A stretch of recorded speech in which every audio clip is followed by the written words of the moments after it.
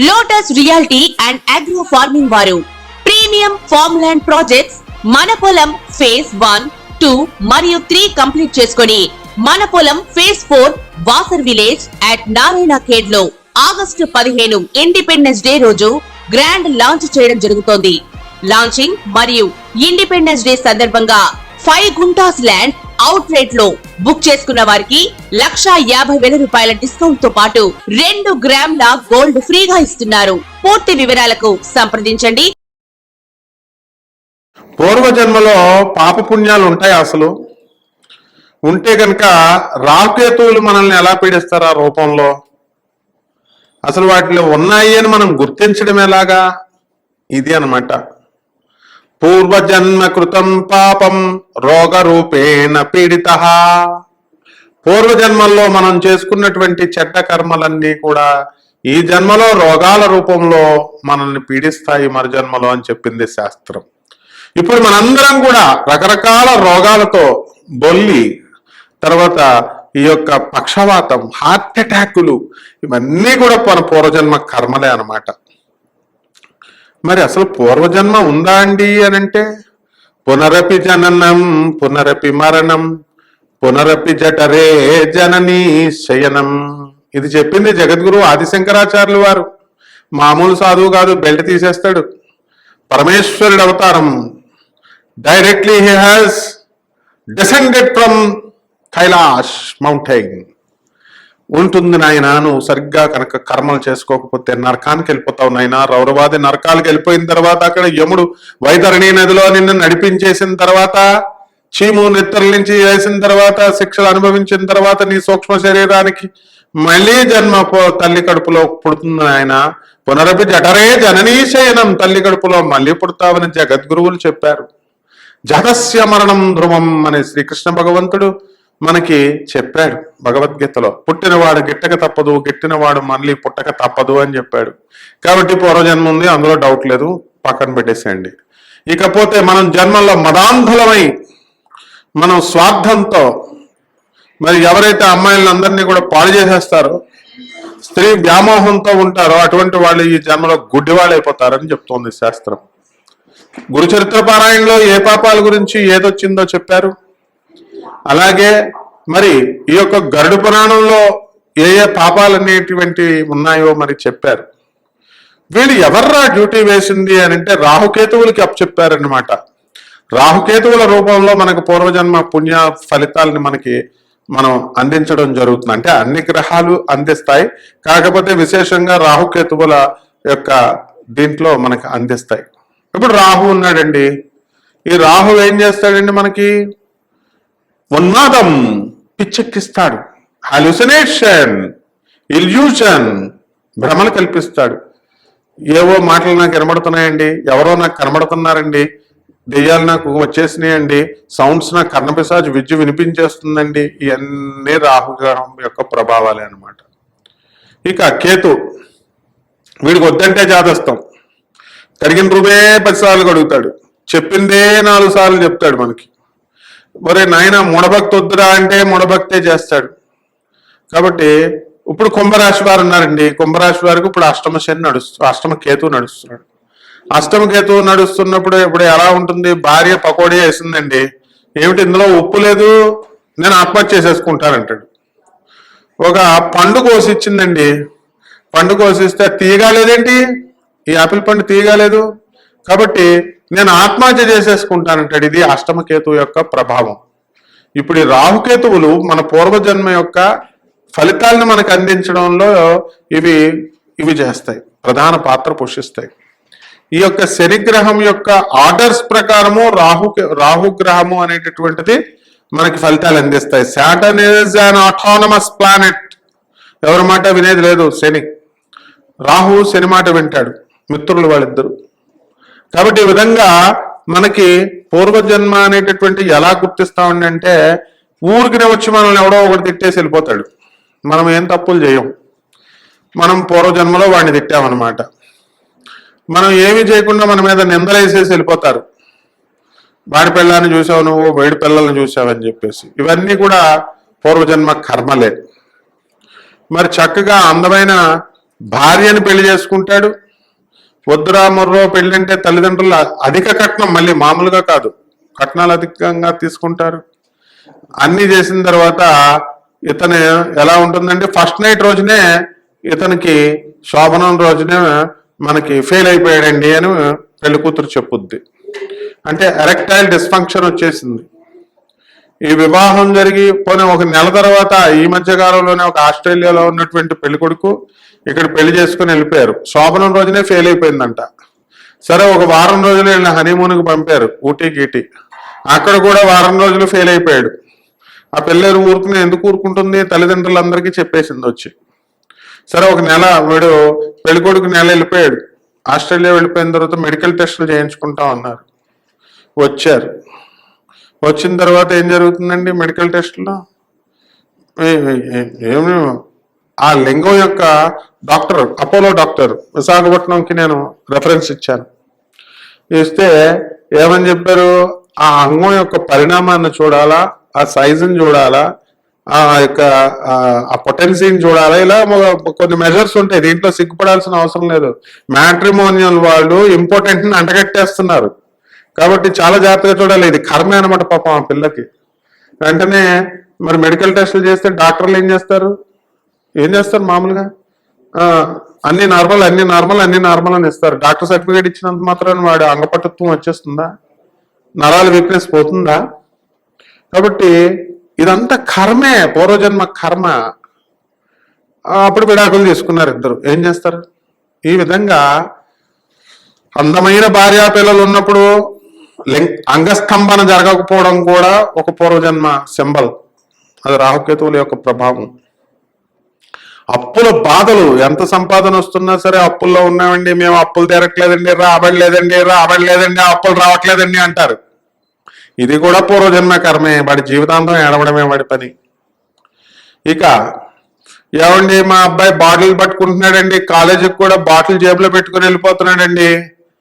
ఏమండి మా ఆయన తాగేస్తున్నాడండి, కోర్టులో లాయర్ అండి, అయినా సరే జడ్జి ముందుకి ఇదిగో చేతిలో వాటర్ బాటిల్ పట్టుకుని వెళ్ళి బయట కోర్టు హాల్ బయట తాగేసి డస్ట్బిన్ లో బాటిల్ వేసేసిన ఒక లాయర్ని నేను చూశాను స్వయంగా. ఇదేమిటండి బాబు, వీళ్ళు నోట్లోకి వెళ్తే ఆనరబుల్ జడ్జి ముందు వాసన రాదా అనుకున్నాను. ఇవన్నీ కూడా పూర్వజన్మ కర్మే. వాళ్ళు ఇల్లాలు భార్యా పిల్లలు చేసుకున్న కర్మ అనమాట. కాబట్టి కొంతమంది ఉంటారు ఒక స్పూన్ భోజనమే తింటారు. ఇప్పుడు చాలా మంది చూడండి, మా దగ్గర 40 కోట్లు ఉన్నాయండి, 20 కోట్లు ఉన్నాయండి, 40 కోట్లు పెళ్లి కొడుకుని చూడండి అంటారు. బాగుంది అంతవరకు. అన్నం కడుపు నిండా తినరు. వీళ్ళింటికి గెస్టులు పిలిస్తే మీకు 3 స్పూన్లు వేస్తారు. వాళ్ళు తినరు, వేరే వాళ్ళకి పెట్టరు. ఇంక అల్లుడేమొస్తాడు, ఆడి ముందే మాటల్లో పసిగట్టేసి అమ్మో వీళ్ళు నాకు మార్చేస్తారు రా బాబు అని ఏ పెళ్లి కొడుకు కుదరట్లేదు, ఇప్పుడు వరకు పెళ్లి కుదరడం లేదు. సో ఇవన్నీ కూడా పూర్వజన్మే కర్మ. అంటే ఎంత సంపాదన ఉన్నా సరే పిసనారితనం చేస్తున్నారు వీళ్ళంతా కూడా. ఇది కర్మే, నోటికి వెళ్ళదు, నోరుకు తినరు. తర్వాత చచ్చిపోయిన తర్వాత కరోనా టైంలో ఎంతమంది చచ్చిపోయారండి, ఏం పట్టుకెళ్ళారండి? కాబట్టి ఈ యొక్క డబ్బులు దాచి దాచి దాచి దాచి ఇస్తారు పిసనారు అందరికీ కూడా. ఇటీవల మరి మనకు తెలిసినటువంటి అమ్మాయి హైదరాబాద్ పబ్లిక్ స్కూల్లో నేను సీట్ ఇప్పించాను. మరి ఏం జరిగిందండి, ఆ అమ్మాయి మరి 9th క్లాస్ వరకు చూసి ఎలూప్మెంట్ అయిపోయింది ఇంటర్మీడియట్ ఫెయిల్ అవడంతో. సీఏలు ఆశ్చర్యపోయారు, ఇదేమిట్రా బాబు, Hyderabad public school student sir అని నేను వెళ్ళి చెప్పాను పోలీస్ స్టేషన్లో. అడిగిపోయారు, మరి ఆ ఫాల్తుగా చేసుకుంది ఏంటండి బాబు అని. ఇది కూడా పూర్వజన్మ కర్మే. అంటే ఇవన్నీ కూడా రాహుకేతువుల యొక్క ప్రభావంలో మనకి చూపిస్తాయన్నమాట. రాహువు మనకి 2, 4, 8, 12, 7 ఇలాంటి ఇళ్లలో ఉన్నప్పుడు అక్కడ గొడవలు పెట్టేస్తుంది. అక్కడ సప్తమ స్థానంలో ఉన్నప్పుడు కలత్రపుత్ర శత్రుత్వ కారణాయ నమః అని శనీశ్వరుడితో పాటు రాహువుని కూడా అంటాం మనం. రాహు ఏ ప్లేస్ లో ఉంటే ఆ ప్లేస్ లో గొడవలు పెట్టేస్తుంది.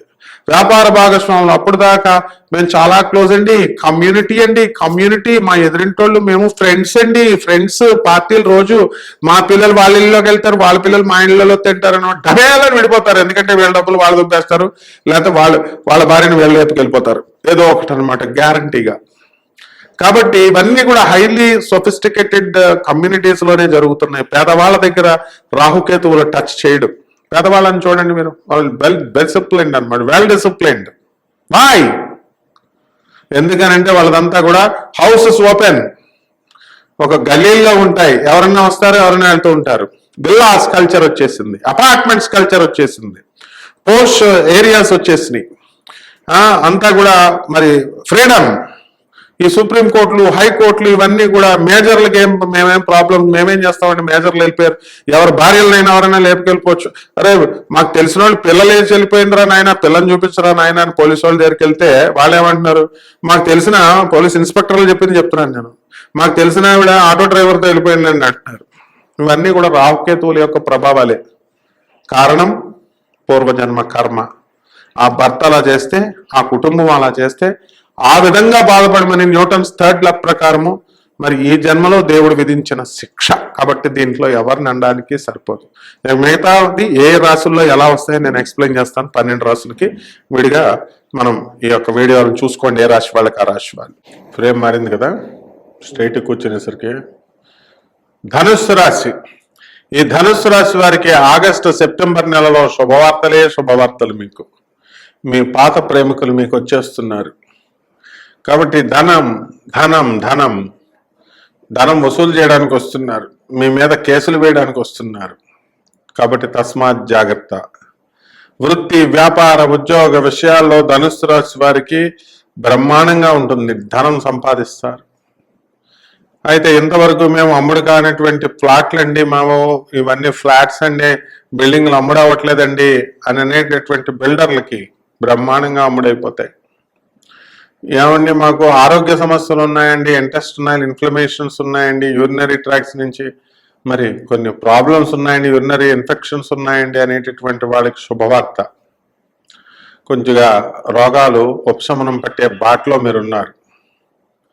కొత్త ఫోన్ కొనుక్కుంటారు మీరు ఈ నెలలో, మంచిగా ఐఫోన్లు మీ ప్రేయస్ మీకు కొనిస్తుంది అనమాట.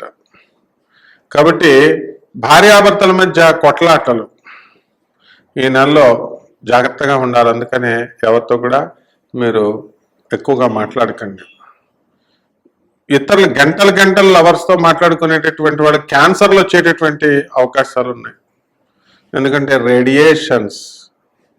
తర్వాత మీకు మానసికమైనటువంటి అశాంతి, అర్ధాష్టమ రాహు. ఏదో రకంగా ఫోన్లో మాట్లాడడం, మీ ఇంట్లో వాళ్ళు వినడం, తర్వాత మిమ్మల్ని మీకు అన్నం వండకుండా మీకు కుండ బోర్లించేసేయడం, ఇవన్నీ కంపల్సరీ ఈ 2 నెలల్లో జరుగుతాయి. కాబట్టి చాలా జాగ్రత్తగా ఉండండి. ఎంతవరకు వరుసలో సుఖాల మీద సుఖాలు అనుభవించేసి ఎక్కువైపోయింది మీకు ధనుసు రాశి వాళ్ళకి. ఇప్పుడు శనీశ్వరుడు బాగున్నప్పటికీ కూడా రాహువు ఎంటర్ అయిపోయాడు. తర్వాత భ్రమంలో ఇల్యూషన్స్, హాలుసినేషన్స్, ఏవో సౌండ్లు మీకు కనబడతా ఉంటాయి, ఏవో రూపాలు మీకు కనబడతా ఉంటాయి, ఎవరో మీ చుట్టూ తిరుగుతున్నట్టుంటారు, ఏదో శక్తి మీ ఇంట్లో ఉన్నట్టుంటుంది. కాబట్టి ఇదంతా కూడా అర్ధాష్టమ రాహు ప్రభావం. గురుడు ఆయుర్దాయాన్ని పెంచుతాడు. గురుడు మీ యొక్క శత్రువుల్ని మీకు మిత్రులుగా మారుస్తాడు. విద్యార్థులు చాలా జాగ్రత్తగా చదవాలి, లేకపోతే ఫెయిల్ అయిపోవడం ఖాయం. బ్యాక్లాగ్స్ వచ్చేయడం ఖాయం మీకు. ఏదంటే నేను చాలా ఒక పోటుగాడిని, నేను మొత్తం అన్ని 13 సబ్జెక్టులు నేను చదివేస్తానంటే మీ పేరెంట్స్ మిమ్మల్ని తిట్టకుండా 13 మా అబ్బాయి అండి 13 సబ్జెక్టులు ఒకేసారి రాసేస్తాడండి, ట్యూషన్లో పెట్టక్కర్లేదండి మా పిల్లలకి అని సపోర్ట్ చేసేటటువంటి బుద్ధి లేని పేరెంట్స్ కాస్త పిల్లల్ని ఎంకరేజ్ చేయకండి, జాగ్రత్తగా చదవమని చెప్పండి. టీచర్స్ ఉన్నారు ఇక్కడ, మాకు తెలిసి ఏం చెప్పాలో జాగ్రత్తగా చదవమనండి.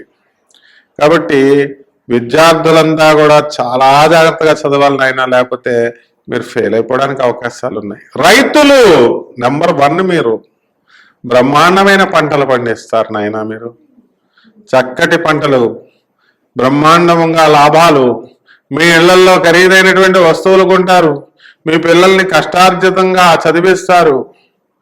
మరిక వ్యాపారస్తులు, వీళ్ళకి ధనం పెరిగిపోతుంది, టెన్షన్స్ పెరిగిపోతాయి, అప్పులు కూడా పెరిగిపోతాయి. కాబట్టి వ్యాపారస్తులు జాగ్రత్తగా చేయండి వ్యాపారాలు. ఈ 2 నెలలు దూసుకు టైం మీదే. కాబట్టి హవా నడుపుతారు. ఈ ధనుస్సు రాశి వారికి ఆరోగ్య సమస్యల్ని తగ్గించుకోవడం కోసం నాన్ వెజిటేరియన్ ఫుడ్ మానేసేయండి అయినా, దేవుడి కోసం కాదు మీరు మానేది. లేకపోతే ఇంటెస్టైన్ ఇన్ఫ్లమేషన్, పేగుపోత, ఈ రోగం వచ్చిందంటే దానికి నివారణ లేదు. చాలా జాగ్రత్తగా ఉండారా. ఇక చేపల రొయ్యల చెరువులు, ఉప్పు చేపల వ్యాపారం బ్రహ్మాండంగా సాగుతుంది. మీకు ధనుస్సు రాశి వాళ్ళకి తిరుగులేదు. ఇక ఈ యొక్క శుక్రగ్రహ ప్రభావం, కేతుగ్రహ ప్రభావం వల్ల మీ భార్య గయ్యాళైపోతుంది. ప్రతి చిన్న విషయాన్ని కూడా మిమ్మల్ని భేదించడం ప్రారంభిస్తుంది. అసలు జీవితం అంటే ఏంటో మీకు చూపిస్తుంది. కాబట్టి ధనుస్సు రాశి వాళ్ళంతా కూడా చాలా అదృష్టవంతులు. మీరు టెంపరీ అండ్ కన్సాలిడేటెడ్ బేస్లో ఉద్యోగాలు చేస్తున్నటువంటి వాళ్ళందరూ కూడా మీకు పర్మనెంట్ అవడానికి అవకాశాలు ఉన్నాయి. వృత్తి వ్యాపార ఉద్యోగ విషయాల్లో రాణింపు ఉంది. టీఏలు, డిఏలు, అరియర్స్లు అన్నీ కూడా మీకు తిరిగి వచ్చేస్తాయి.